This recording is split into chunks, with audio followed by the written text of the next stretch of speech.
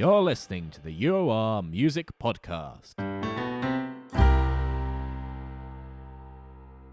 Hello and welcome to the UoR Music Podcast. Happy New Year. Happy New Year. We're back. Yeah. I think I just said New Year, but I meant New Year. Oh, well, that's staying in.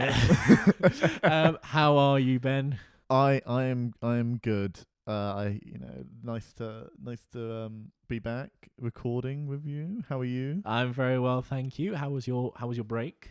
It was good. It was safe. I took extra precautions and all that. It's a strange time for the world, but we hope that we can bring you some entertainment every Friday. Yeah. So a few things have stayed the same. We're still here. We've got some new bells. We got some new bells instead of the trombone for those of you who watch. Yeah. We're back in lockdown.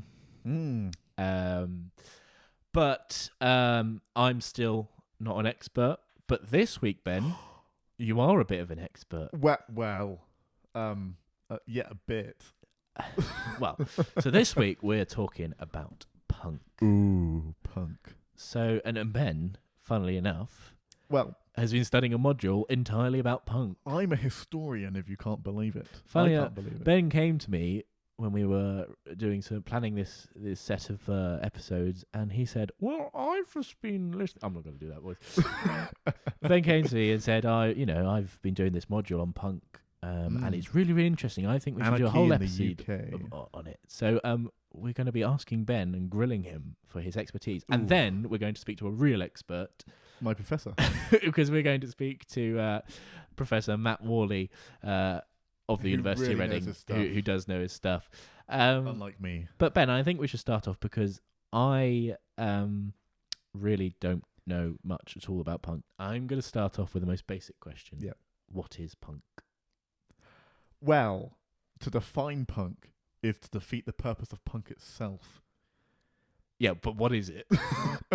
Well, punk basically is it really comes to the forefront in '76 with the Sex Pistols, Johnny Rotten, that iconic group, and it's anti rock and roll of the past. It's taking a look at the rock and roll of the early '70s and '60s and going, that's not what the kids of today want. That's all very old folk and parenty sort of thing. Let's make our own music. They grab guitars, grab some drumsticks. They're not very good necessarily. They don't have to be good. And that's the point. You can just pick up a guitar, play a couple of chords and shout some lyrics on the top, and you're a musician. And punk itself is about doing, not consuming, but doing. So it's about being in a band. It's about writing a fanzine, which is a fan magazine for in this case, punk. It's about making, and it doesn't have to be good. It doesn't have to be perfect. It could be awful, but you're doing it yourself, and that's what punk is. So creating something that is imperfect, essentially. It regardless of whether or not it's imperfect, you're creating something because you're creating it. From your definition there, I can see why you started with saying, to define punk, it goes against punk. Do you want to expand on that a little bit? Well, yeah, it's when punk comes about, they're very against the term punk as well because it defines them, it gives them a group. They themselves aren't wanting that definition. They accept it begrudgingly after it carries on for a bit. But it's one of the reasons it can't sort of continue indefinitely. It's because it becomes defined and becomes consumed by the big record labels and then becomes repetitive and becomes very what punk isn't about, which is about churning out music for the big record labels to make money. It's about expression. It's about the there and now. And you'll hear it on many punk tracks. They won't do second takes. Even if they make a mistake, it's about that place that they recorded. Quite a lot of them just do live track recordings from live shows. I think punk is a very strange term itself because personally, it doesn't really mean much to me. Like in the sense of kind of someone says punk and I kind of go, oh yeah, Sex Pistols, that sort of thing, a bit of anarchy in the 70s. But actually, when I was sitting down to think about this episode, I thought, well, it doesn't actually mean much. That word doesn't mean much to me. Well, punk is very much again, it's not a name that they chose for themselves. It's a word plucked from something in the past that they apply to this uh, sort of this culture, this subculture, this youth culture. That's vital. That word youth. It's about the young people of the mid 70s, late 70s. It's about their expression, and it's not just about the music itself. It's about the outfits that they wear, the hairstyles they have, the the attitudes that they have towards society. Historically it's a period of economic worries and all that sort of stuff. So it's about finding a release for themselves through that, and therefore they become very anti-establishment in the sense that the parents going, "Oh, what are they wearing?" or and I say that the parents, it's the media and TV going, "Oh, what are they wearing?" and all that sort of stuff. Um, why are they shaving their heads? Why are they dyeing their hair so many colours? They're wearing safety pins and they're being outlandish. Some of them wear quite striking imagery, which if you Google some 70s punks, you go, how did they wear that and get away with it? But it's all about, being individual and not being like everyone else, not being in a suit and tie ready to work, or going down, in the mines and working your life on the dole. It's it's about self-definition and being yourself and being, expressing yourself. What you just said there, Yeah. it's about self-definition, but surely the whole point would be because you don't want to fit into a category. You don't want to define what you are. You just want to be. Yeah, and that is your self-definition, just being yourself, and going to a group that, going to a rock gig that, you can listen to their music and go, that feels me. I'm not going to a big rock concert because that's what my parents like and what they listen to. You're going to something that is new and it is fresh and it speaks to you. You're not so much going because, I want to hear this particular track or this particular band. You're going because I want to be amongst that. Yeah, it is mindset. It's a mindset and a culture space, really. I mean, one of the things about punk is that bands in that period, 60s and 70s, they start becoming further away from their audience. The early Beatles gigs, they're very close in, but then the Beatles and all that, they get big stages and the audience are far away and the ticket prices become extortionate and a bit more expensive. Whereas punk, it's very intimate spaces. You could basically touch the band from the front of the audience, and you're in that zone, you're in that space with those people, and you do meet people at the gig who would then go and influence your life.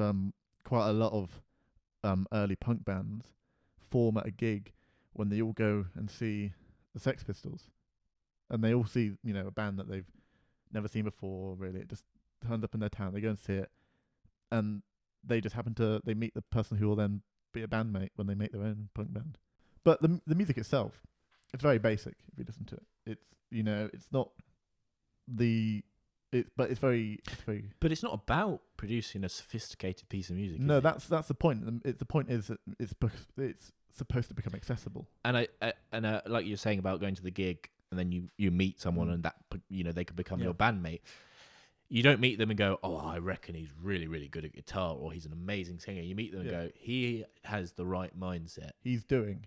Or she is doing. But that is one of the things about punk as well. It's not just a male space. It's you get the boy band obviously, but then you get mixed gender bands and you get groups which are all women leading the bands, especially in the post punk of the 80s. That starts to come through more, which is it's an exciting time for the development of music. There's more elements to punk music, and the whole culture of the dress and everything like that than just those things. There's I mentioned fanzines earlier, and fanzines they originate from the 40s. The term originates from the 40s of like science fiction for want of a better word, nerds making their own little magazine thing for themselves and photocopying them out and sharing them with friends and other fans. And it starts to develop, into punk fanzines in the 70s. Sniff and Glue, summer 1976. That's one of the landmark first punk fanzines. I'll read off a list of facts for myself. They don't print in large quantities. Some of them only do a few issues. Some only do one. They're photocopied from like girlfriends' workplaces or a local town print shop where you pay 50p per sheet of paper. They get stapled in the top right corner. They're very collagey. They're scribbled on. They've got lots of crossing outs on. They're not, designed to be like a perfect magazine thing. And it spreads out music to out of London, basically. Because you grow up in the 70s, you would grow up, and unless they're on the top of the pops, which most punk bands weren't before 76 when the Sex Pistols started going on, you wouldn't have any visual cue as to who these musicians were. And through these fanzines, you would see a picture of them. And from that moment on, you would have an image to go with a song. Then fanzines would then start promoting local bands in the communities outside of London. It was dragging music from the... fanzines helped drag music out of London, because music back then was very London-centric, out into the north, into the more sort of rural areas, and Birmingham, Sheffield, and they'd support the little groups there, and some of them would start their own little record shops or record labels, and it all very dependent on which groups do what.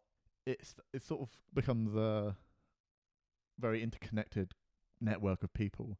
I suppose what you're kind of talking about is something that in the modern age of social media and streaming and everything, this idea of anyone can get out there and share their music, and I suppose they almost in a way then paved the way for people turning their backs to mainstream, big record labels being the only way to be publicized and get your music out there, and turns it into actually it can spread through word of mouth and through passing it on, and through people talking and getting these ideas in their head.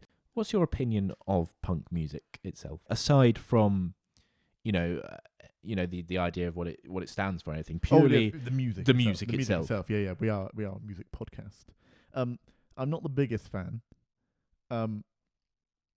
but I don't think that's really an issue with the music. I think that's an issue with I grew up listening to other things. I'm in a different sort of time in history, music history wise.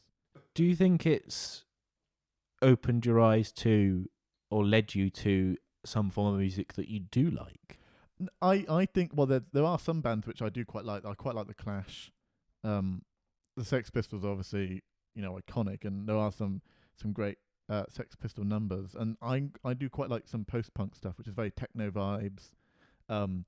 It's all very different post-punk because everyone goes off in their own direction because they've got to stop being the same, because otherwise they're not being punk.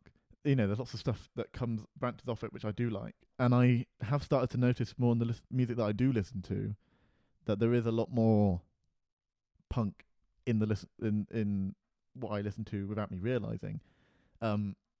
Particularly with, elements of the sort of the new modern jazz that's coming up. And even if I go back to some older jazz, like Mingus, Charles Mingus, that feels like a very punk sort of jazz, even though they're not particularly linked. But that through line in music is there. It's funny you mentioned jazz, because I was thinking in my head, the way you've described punk makes me think of the kind of the expressionism element of it, and that very much links to free jazz and improvisation. But what a musician like Johnny Rotten would say is that it's called free jazz, but there's all these rules that these jazz musicians know. So arguably, punk is the truly the freest form of music, because it's that's what they would argue. Yeah. But then again, improvisation. But I suppose that in itself saying that to be punk, the music has to be It, raw. it's really hard. We're to getting define. very It's deep really here, but hard. by defining it and saying that, the reason it's punk is because it's that raw, it suddenly gives it a definition. You know what scares me the most?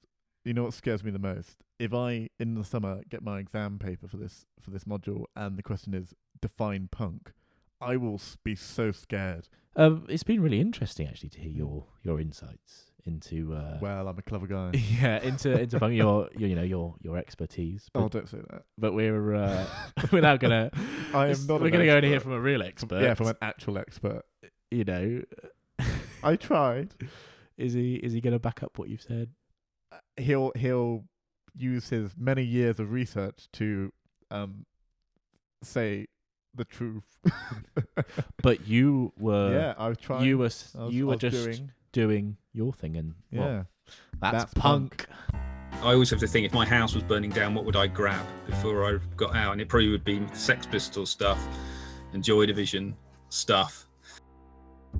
So this week we are joined by Matt Worley, who is a professor of modern history here at the University of Reading. So hello, Matt. How are you? I'm okay. Hello. So welcome to the UoR Music Podcast. It's very good to have you here. So Matt, you have a particular interest in sort of 20th century. Is it 20th century subcultures? Would you say, or particularly sort of, and with a focus on punk, especially? How would you describe it? Yeah, no, I'm interested in the relationship between culture and politics, I guess, is from the historical academic point of view. And that's manifested itself in looking at youth subcultures after the Second World War. And my main stuff is on punk and punk related cultures, which is what I wrote a book on and write articles on and stuff like that. I'm just interested in about how they appear, what they tell us about the world of which they're part, whether they help direct social change or whether they're a kind of product of existing social economic changes. How the relationship between the cultures and life itself. So how important do you think that study of how music as a cultural item impacts society? How important do you think that is? Well, I'm going to say it's really important, and it's the most important thing you could ever do. But no, I think it tells us something. And I think from a historical point of view, it hasn't really been. Not many people look at it historically. Really, it's kind of always been seen as a bit ephemeral. Really, pop music and what people dress up in, and a kind of thing you pass through in your youth en route to becoming an adult and being sensible again and all that.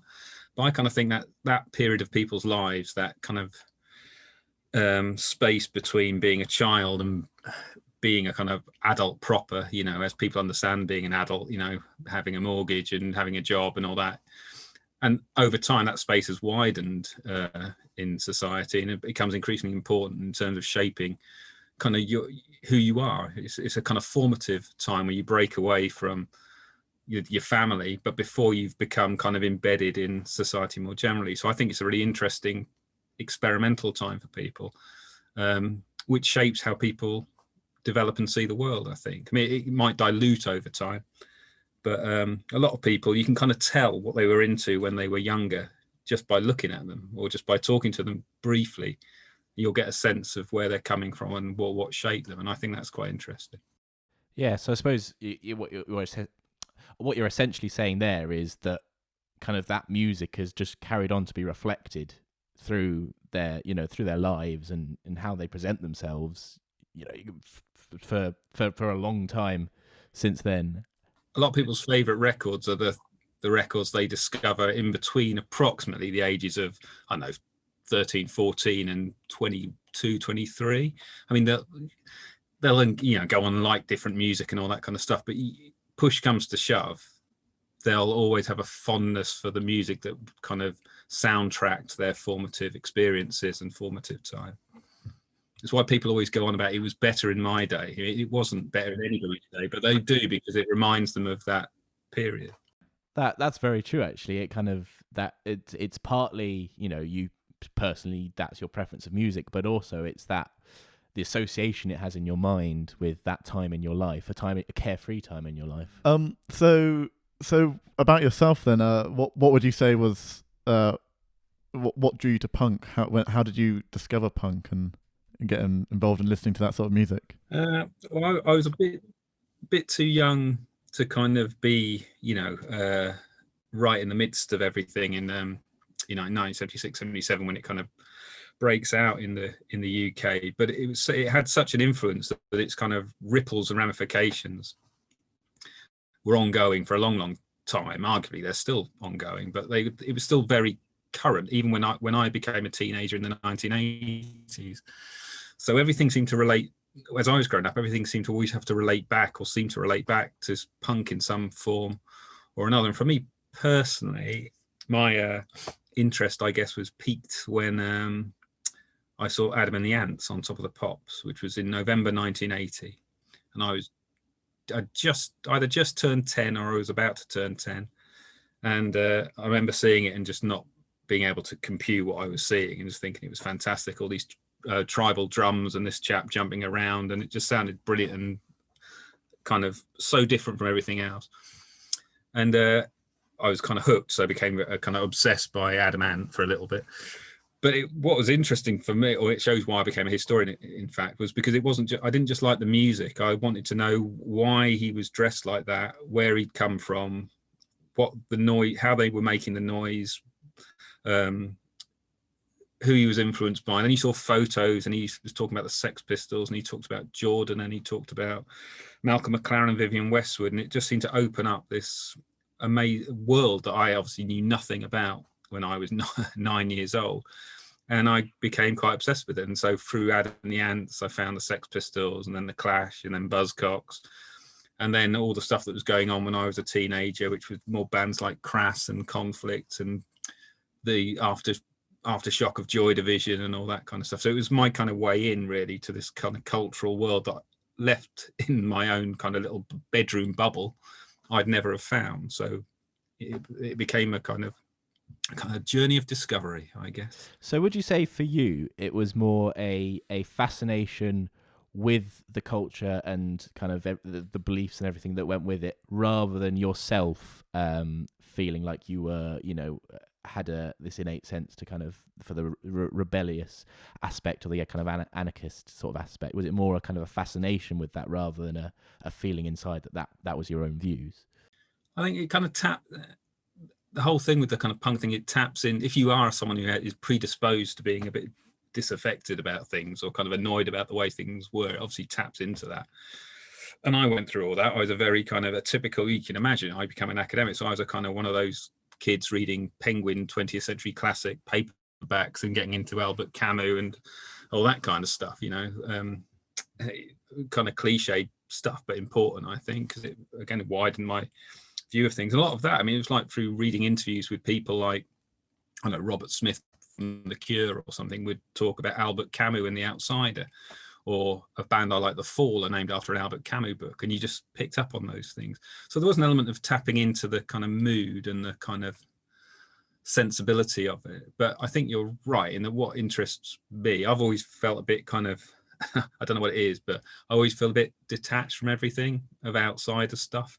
So I kind of always feel I'm looking in and being intrigued by things. And you're right, it was the ideas that really attracted me. And when you get beyond the idea of punk is just a kind of somebody being a bit kind of leery or something, or a bit loud, there's a whole world of ideas in there, and who people like Pete Shelley from Buzzcocks references, and Linda Sterling's artworks that refers back to kind of Dada artists and stuff like that. And there's a whole world of ideas and creativity, and that's what appealed to me. It wasn't just music. I didn't just like the tune, and I've always been a bit like that with things I'm interested in.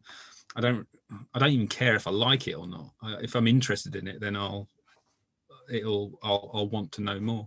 Now, I remember one week I had to go and listen to Throbbing Gristle for the next seminar, and you're talking about just then about whether or not you don't have to necessarily like it, but you're intrigued by different aspects of this topic. Is there like any particular punk band or post-punk band that you listen to and you can't even get interested by? Is there anything that ever just is too painful? Because I think I made it a bit clear when in the seminar afterwards, but Throbbing Gristle was a tough listen for me. Well, yeah, they are a tough listen. There's nothing there's nothing I can't listen to. I kind of see it a bit like watching a film, like something like Apocalypse Now or something, which you're not watching it going, oh, this is nice. It's not nice. It's not meant to be nice, and that's not what it is. So it depends how you kind of come at it. There are obviously quite a lot of things I kind of listen to in relation to punk or post-punk or whatever, and I just think I don't get that sonically, and I don't really get that. I don't really see what their ideas are. It all just seems a bit superficial or just not my thing, which is just how it is. But in terms of something being hard to listen to, I don't mind that, to be honest. I quite enjoy the challenge. It is quite interesting that you say that, because I've never actually really thought of music in that way. Because being a musician myself, I was classically trained, and then I went on to do jazz and all sorts of things. So I've chosen my music to listen to and to play purely based on that sounds nice, or that that's interesting to play. I've never thought of it like how I choose a film or a book to read, in the sense of I want to learn and understand more about a set of sort of a culture or a set of beliefs.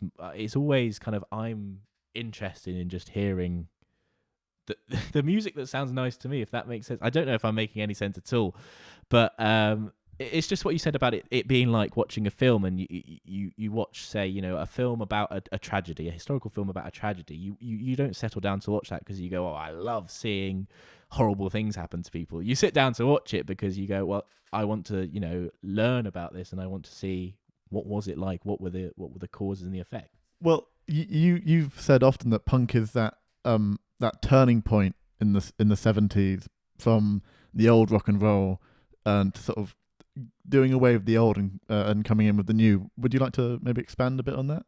Yeah, well, that's kind of how it made a space for itself, was being very, very iconoclastic and kind of saying, right, everything before this moment has become irrelevant and is no longer valid in the context of 1976, 77. It's become tired, it's become old.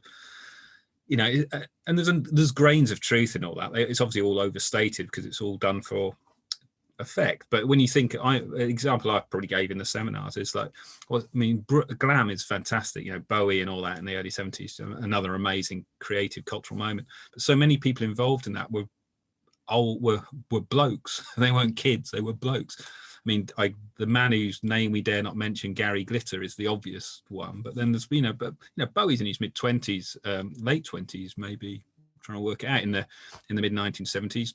T-Rex is going to die in 1977, but he's kind of past it. There's a sense by which punk plays on this idea that pop music or rock and roll, whatever you want to call it, needed to be rejuvenated. And one of the great things it did was youthify it again, rather than it being these kind of men on stage. It was kids doing it again. I like that aspect. So I think, the idea that everything shifts in 1976, 77 is always overstated, because there are obviously continuities. And a few years later, Phil Collins is back on Top of the Pops doing his thing, and Elton John's #1. But it's rhetoric allowed for that notion of a kind of a sea change happening, and it opened the doors for lots of people to come in and scratch the surface of most pop stars in the early to mid 1980s, and they'll have had a little phase of being a punk, and it's probably how they got into making music would have been through the conduit of punk in some way or another, even if what they're doing doesn't sound anything like it or even look much like it. That will have been their way in, and that's what I think is exciting about it, is there's a kind of whole new generation of people come through as a result of it. Should we talk a little bit more about what do you see in kind of culturally today, and sort of in music today? Where do you see kind of the influence and the reflections of that punk era when you look at everything, pop culture today, and particularly music today? Do you see it? Or I'm always a bit wary of someone my age commenting on contemporary pop music. I'm going to sound like one of those high court judges who kind of wants to know, but it is still there. whatever bands that are out and about, whether it's like Fontaine's DC or something, they'll tend to be referred back to as a post-punk band or a punk band. And a lot of the influences of bands like them or Idols or whatever, will refer to that lineage and that trajectory. So it's all still there. I always get a bit when people are always looking for the new punk or something, or saying it has to be. That kind of really annoys me, because I just think people shouldn't be looking for the new punk. Punk's just one of those words that sprung up and kind of connected at a certain point, and I think it holds everyone back trying to recreate something that you can never recreate. Because I guess the key thing to your question there is just the way in which the broader context of everything has changed from the 60s and the 70s and even the 80s, because of technological changes, and most obviously social media and the internet and all that kind of stuff has transformed the way in which people listen to music and relate to music, consume music, make music. So it's almost another time and place. And as every year goes past, when I play some of those clips to people like Ben, the older they seem. It seems even more old-fashioned when I watch the Clash jumping up and down. Great though, I love it. I think it's great. It was important to me, but it just suddenly looks really old-fashioned, and each year it gets older and older. It's like watching a 30s black and white film or something. When the Clash happened in 1977, how long ago is that from where we are now? 45 years. You go back 45 years from 1977, and where are you? 1925 or 35 or something like that. That's a big gap. Well, I suppose arguably then it would, to recreate that would suppose defeat the whole meaning and the whole thought and ideology behind punk of being, I want to do something against the norm. I don't want to go back to the old ways. I want to. That was one of the issues with punk and the Clash that you just mentioned there. They bring that up in one of their songs where they talk about the record label imposing on their creative freedoms, and that's a large part of punk. Do you think it was important to sort of expand away from the bigger records and record labels and to criticize the previous music industry?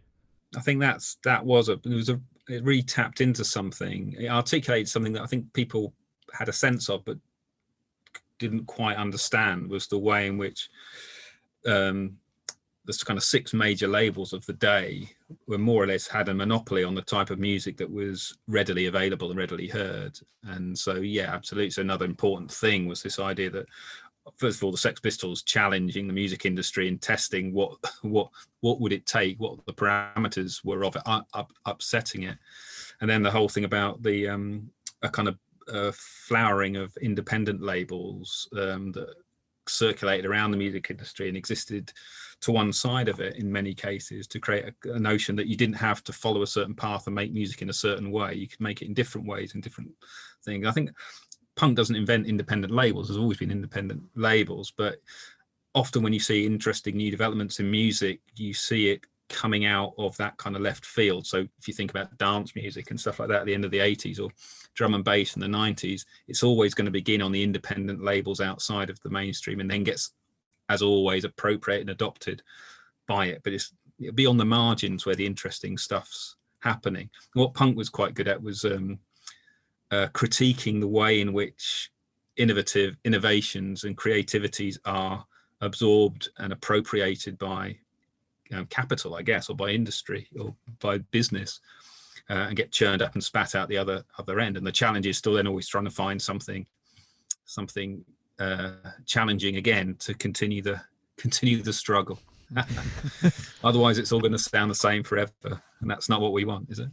No, not at all. I was just gonna ask a lot of punk musicians, if you ask them their sort of favorite bands or favorite sort of music at the time, they would often say reggae groups or reggae songs. Do you think the connection between punk and reggae, do you think they're very interlinked? Do you think they helped one another, and both musically and in the social side of the 70s? Yeah, I think quite a lot of when people are getting a bit tired of where rock and roll had got to in the early to mid 1970s, I think a lot of people found reggae as something that had that kind of notion of a kind of rebel music, for want of a better term. Also, it's a really interesting period of reggae with the kind of emergence of kind of roots and dub and all that kind of stuff. So really kind of innovative things going on in reggae. And then the circumstantial things, like some of our punk rockers like Paul Simonon and John Lydon and all that had friends who were into reggae and were into reggae, so they bring their influences in. And Don Letts was the first DJ at the Roxy Club, the first punk club. So there weren't any punk records in late 1976 beyond one or two, so he played reggae records. So it kind of creates this synergy. And, you know, it's a good thing. I think it was an important part of that kind of process of breaking down the boundaries and barriers. And I always think, two-tone is the kind of the result, really, of that kind of marriage between punk and reggae, or relationship between punk and reggae. Very obviously, not every punk or punk band cared that much about it, and it'd be ridiculous to say it was somehow inevitable or anything, but it definitely is part of the story and part of the process. I think they both got that idea that they're kind of fighting against something, hasn't they? They kind of come with that kind of notion that they're it's a rebel sound or a rebel position to be in. On that sort of route, the point of punk and reggae sort of being against the world and that sort of ideology and view. There is and we are a light entertainment podcast, but we'll bring it into some politics here. That punk and punk, a large portion of punk was heavily part of the Rock Against Racism movement, and that was very influential in sort of suppressing sort of the rise of the National Front in the post-war period. Do you think that it played a crucial part in suppressing sort of racist supremacy groups rising? Yeah, I think it was important. I don't necessarily think it was the most important thing. I think there's other factors to take into account, but it was definitely an important kind of gesture and statement that the bands that were coming through as the kind of, for want of a better term, the kind of cutting edge of popular music at that time, all bar very, very few, position themselves as being in support of Rock Against Racism.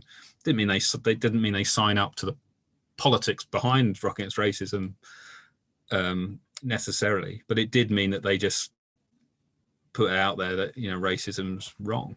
And so, yeah, you see people at the time saying things like Rock Against Racism made anti-racism cool and racism uncool. That's a bit kind of cheesy language, but it kind of works in its way. Without doubt, yeah, those Rock Against Racism gigs and the carnivals that were put on with the Anti-Nazi League and the whole kind of momentum that was built up in opposition to the National Front was helped frame and shape the end of the 1970s. So it was very, very important. It gave, whether it's for better or worse, I don't know. One of the exciting thing about the Sex Pistols was that you didn't know where they were coming from, what they were, and that was exciting. But it also allowed a kind of space for people to align them with the politics of the far right. And I guess it was important that bands like The Clash kind of made their position very clear about being anti-racist and all that kind of stuff. It led to a big debate about whether punk should be overtly political or not, but that's by the by. It's all part of the discussion that was going on at the time. And I think one of the things, going back to some of your earlier questions, what's interesting and what interested me about a lot of the punk stuff was just this whole notion that it had to be relevant to its time and place.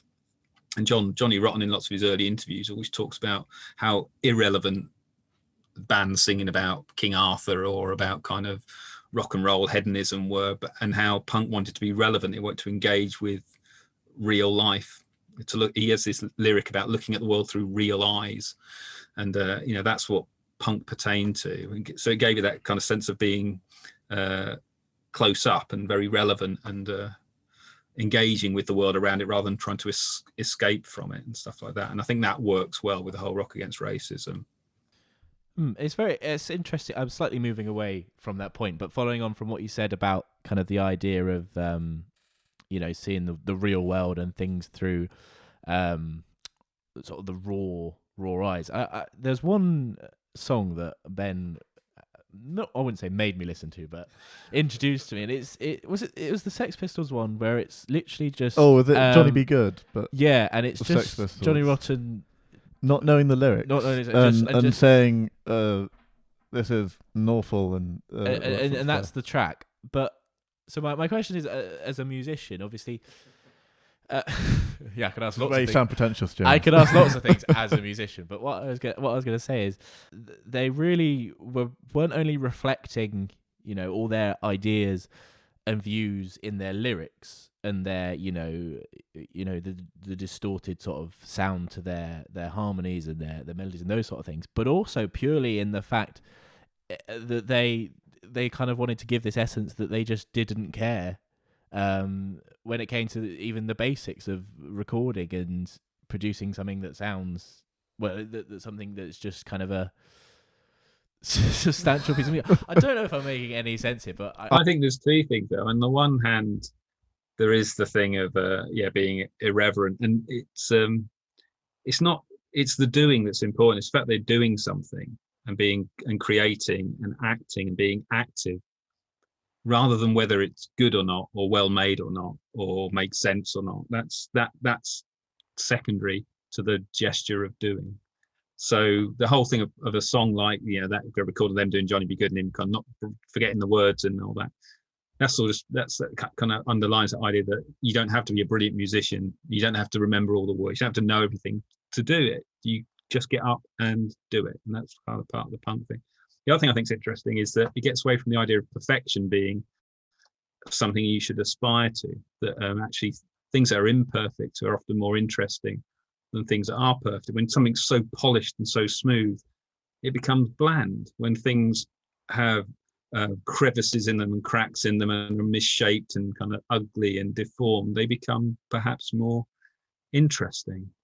And McLaren always talked about how it's better to be a kind of fabulous failure than a benign success, and that you shouldn't be afraid of failing. You shouldn't be afraid of getting things wrong, because it's the doing and the trying that's important. And often from that you make something interesting and new and different. And I think that's a good thing to hold on to. Is otherwise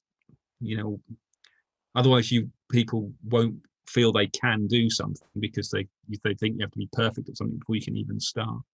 And also it helps us reposition our ideas of what's good and bad and what we like and what we don't like, and why some things are considered to be of artistic value and other things are not. And I think challenges there are important.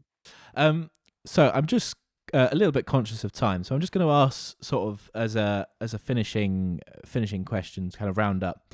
If someone is listening to this podcast and they're going, actually, this sounds like something I'm really fascinated, like the thing that sparked it off for you, where should they start? What should they start with their listening and maybe with their reading? Where should they start in this kind of journey into this world? Well, obviously you should buy my book, No Future. Obviously, it's the way into everything. I know musically. I mean, I know it's hard to say. I mean, there's so on a good thing. There's so much came out of it. There's so much music, and different people find different things to find out. For me, I'd always go back to the Sex Pistols, because it's just the Sex Pistols seem to be this catalyst that brought a whole strand of things together. Once they split up, it kind of then all these strands come out and go off in different directions. So you might as well start at the pivot of it all, which is the Sex Pistols. Those four singles: Anarchy in the UK, God Save the Queen, Pretty Vacant, Holidays in the Sun. Almost all you need are those four records. There's so much going on and so many ideas in it. And then the album Never Mind the Bollocks has a few other tracks on it. But yeah, that's fantastic. And then personally for me, the bands that I kind of always cling, I always have to think, if my house was burning down, what would I grab before I got out? And it probably would be Sex Pistols stuff and Joy Division stuff, and then I'd probably reach out and try and get a Susie and the Banshees record on the way out or something like that. But yeah, it's always Joy Division and the Sex Pistols are the two I always come back to, as just this kind of bottomless pit of great ideas and great music. Lovely. We are going to leave it there, but it's been an absolute pleasure to have you on. we will. Yeah, you're more than welcome to come back because I feel like there's a whole plethora of things that we have. I've got all my touched notes on. that are still. Yeah. So I feel like we'll probably have you back on at some point to carry on this discussion. But thank you so much for coming on the UoR Music Podcast. Professor Matt Worley. And like you said, do go and check out his work. And be a punk yourself and just go and do something. Grab a guitar and play a chord, and you're musician. I think if it teaches, like we said earlier, if it teaches us anything, it means anyone can just get up and anyone can do something with music, and it doesn't really matter. Yeah. Fabulous. Thank you. Remember, Throbbing Gristle had no chord. Yeah. There you go. I do remember that. Lovely. Thank you very much, Matt Worley. All right. So that's all we've got time for on this punk episode of the UoR Music Podcast. Have you had a good time, Ben? I've hated it. Why have you hated it? Because that's what Johnny Rotten would say in many interviews. Oh, okay. So yeah, you watch interviews with them, and they'll look so disinterested. No, I'm kidding. I loved it. It's cool to bring a bit of history to the UoR Music Podcast, and to see the importance of music. And to be honest, this has been a real sort of education for me, because I really didn't know much about punk at all before we did this episode, and it's been so fascinating to hear what you've had to say. And also, neither did I at the beginning of this episode, but at least we got an expert on at the. No, but it has been really interesting to hear what Matt had to say as well, because it's kind of opened my eyes a bit to actually maybe look beyond what I kind of cliche punk as, and I need to actually explore it a bit more, because I am quite interested in not just the music but also the whole sort of cultural phenomena that that goes around it. And great guest. Matt really does know his music. Yeah, you can tell just by talking to him that he really knows his bands and his groups, as well as the obvious history behind everything. So thank you very much for listening to the UoR Music Podcast. I've been James Smith, and he has been Ben Stone. I've been a punkster. That's what I've been. Thank you very much for listening and/or watching, and we will see you again next week.